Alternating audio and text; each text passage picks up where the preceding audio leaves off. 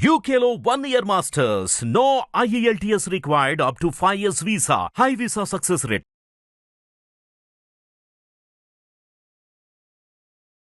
అమ్మవారి అవతారాల్లో 5వది మహాచండీ అవతారం. మహాచండీ అవతారం యొక్క విశిష్టత, ఎందుకు అమ్మ మహాచండిగా మనకు కనపడటం జరిగింది చెప్పండి. ఇంతకు ముందు ఎప్పుడూ కూడా విజయవాడ కనకదుర్గ అమ్మవారి అవతారాల్లో చండీ రూపం లేదమ్మా. ఇది 2వ సంవత్సరం, అంతకుముందు లేదు. ఇది కలియుగానికి అవసరము అని భావన చేయడం ద్వారా దీన్ని ఈ అవతారాన్ని అమ్మవారికి పెట్టారు. ఎందుకంటే అవతారాలన్నీ అమ్మ కొన్ని వందల రూపాలను ధరించింది. వాటిల్లో కొన్నింటిని మాత్రమే మనం ఇక్కడ ఈ 9 రోజుల్లో ఎన్ని అవతారాలు ప్రదర్శించగలరు? 9 మాత్రమే. అందుకని ఒక్కొక్క సంప్రదాయంలో ఒక్కొక్క ఆలయంలో ఒక్కొక్క ప్రత్యేకమైనటువంటి రూపాన్ని అవతారాన్ని ధరింపజేయడం చూస్తూ ఉన్నాం. ఇక్కడ విజయవాడలో మాత్రం నిరుడు అనుకుంటా ప్రారంభించాను క్రితం సంవత్సరం చండీ మహాచండీ అనేటటువంటి అవతారాన్ని ధరింపజేయడం. ఎందుకు అంటే కలౌ చండీ వినాయక అని చెప్తారు. కలియుగంలో తొందరగా అనుగ్రహించేవారు అవసరమైనటువంటి వారు కూడా ఎవరంటే చండీను వినాయకుడు. కలియుగానికి చండీ చేసినటువంటి పని ఏమిటంటే ధూమ్రలోచనుడు యొక్క సంహారం తర్వాత శుంభనిశుంభులు చండముండులని 2 సేనా నాయకుల్ని చతురంగ బలాలతో ఇచ్చి పంపించారు జగన్మాత మీద యుద్ధం చేయడానికి. వెళ్ళారు. వెళితే వాళ్ళు వచ్చి అమ్మని పట్టుకోవడానికి ఆవిడ్ని చంపడం కోసం ఆయుధాలు వేయడం మొదలుపెట్టారు. దాంతో ఆవిడికి కోపం వచ్చి కనుబొమ్మలు ముడేసింది.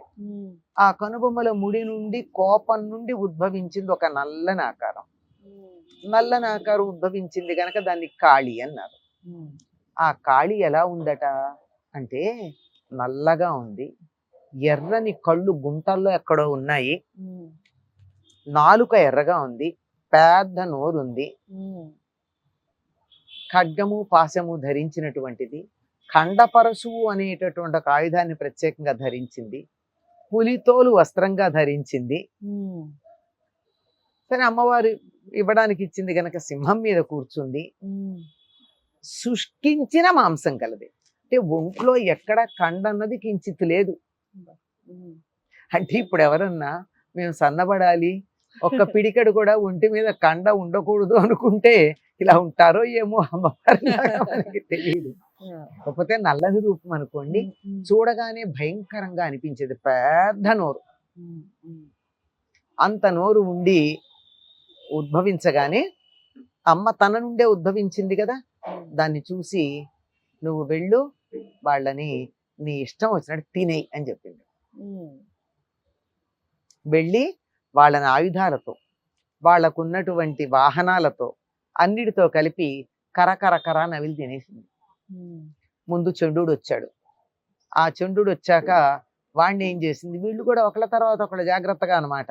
చండుడు వస్తే వాడిని అంతకుముందే వాడి సైన్యాన్నంతా సంహరించేసిన తర్వాత ఏనుగలు రథాలతో సహా నవిలేసిందండి. వాడి తలని ఖండించిన చేతిలో ఖండపరశు ఉంది కదా, గండ్రగొడ్డలి. పరశు అంటే గండ్రగొడ్డలి, ఖండం అంటే ఇలా వంకరగా ఉన్నదో ఏదో ఉంటుంది అది. దాంతో వాడి కంఠాన్ని కత్తిరించింది. వీడు ఒకడు పోయాడు కదా, నేను కూడా ఎందుకు అని ఆగద్దు, వీడు కూడా వచ్చాడు ముందు. వాణ్ణి కూడా ఖండించి ఈ 2 తలలు ఏవైతే ఉన్నాయో అవి 2 ఇలా పట్టుకెళ్ళింది. పట్టుకెళ్ళి అమ్మవారి దగ్గరికి పెట్టి, ఇదిగో నీకు బహుమానం తెచ్చాను అని చెప్పి ఆ 2 తలలు ఆవిడకి ఇచ్చాడు. ఆవిడ బ్రహ్మాండంగా సంతోషించి, జగన్మాత సంతోషించి, చండముండులను సంహరించావు గనక ఈ రోజు నుండి నువ్వు చాముండా అన్న పేరుతో కీర్తించబడతావు అన్నారు. ఆవిడే చండీ అన్న పేరుతో కూడా ఉంది. చండీ అన్నటువంటి పదానికి చెడి ఆహ్లాదనే అని, ఆహ్లాదం కలిగించేదని, అంతేకాదు చెడి కోపని అని, కోపం కలిగినది, తీక్ష్ణమైనటువంటి భావన కలిగిందని అర్థం. అంత తీక్ష్ణంగా లేకపోయినట్టయితే చండముండుల్ని సంహరించడం చాలా కష్టం. లలితగా, సుకుమారంగా, సున్నితంగా ఉంటే లాలిస్తూ కూర్చుంటే వాళ్ళెక్కడ మాట వింటారు? వినరు కదా. అప్పుడప్పుడు చండీ రూపం కూడా చండీ కనిపించింది. రూపం ధరించాలమ్మా. తను ధరించలేదు, తన నుండి ఆ లక్షణాన్ని వెలువరించింది ఆవిడ. ఎందుకు ఇప్పుడు దీని అవసరం ఉందో, దీని అవసరం ఉంది గనక మేము ఈ అవతారం అమ్మవారికి ధరింపజేస్తున్నాము మధ్యలో అని చెప్పి, మొత్తానికి మధ్యలో అని ఎందుకు చెప్పారంటే, ప్రస్తుతం ఉన్న పరిస్థితుల్లో ఈ ఆ చండ ముండ లక్షణాలు లోకంలో చాలా మందిలో కనపడుతున్నాయి కదమ్మా. చాలా తీవ్రంగా ఉండడం, ప్రతిదాన్ని సీరియస్ గా తీసుకోవడం, ఆఖరికి ఆత్మహత్యలు కూడా ఆ తీవ్ర భావన వల్లే కలుగుతున్నాయి. కనుక అటువంటి తీవ్రతని తగ్గించాలి, అలాగే మొండితనాన్ని తగ్గించాలి. నేను పట్టిన కుందేలికి మూడే కాళ్ళు.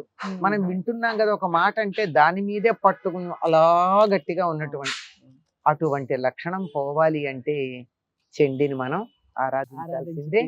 చండీ రామ్మ, దేవతలు ఏ రకంగా సంతోషించారో నువ్వు రాక్షస సంహారం చేస్తే ఆ రకంగా మేము సంతోషించాలని అనుకుంటున్నాము, కనుక రాక్షస సంహారం చేయడానికి రా తల్లి అని ఆవిడ్ని ఆవాహన చేయవలసినటువంటి అవసరం ఉన్నది.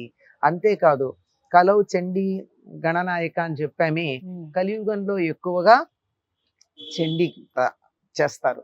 ఈ నవరాత్రులంతా కూడా చండీ సప్తశతి పారాయణ